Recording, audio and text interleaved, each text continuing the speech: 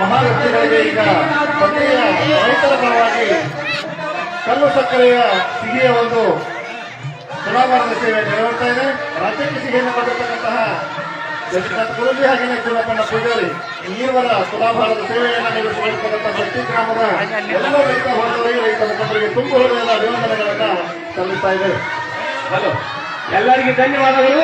ಇದು ಬಾಲಕೃಷ್ಣ ಮಹಾರಾಜರ ವೇದಿಕೆ ಅಂದ್ರ ಇಲ್ಲಿ ಯಾರ್ಯಾರು ಇಲ್ಲಿ ಬಂದು ಇಲ್ಲಿ ಈ ವೇದಿಕೆ ಮೇಲೆ ಹೋಗ್ಯಾರ ಅವ್ರಿಗೆಲ್ಲಾರು ಒಂದೊಂದು ಹುದ್ದೆಗಳು ಸಿಕ್ಕಾವ್.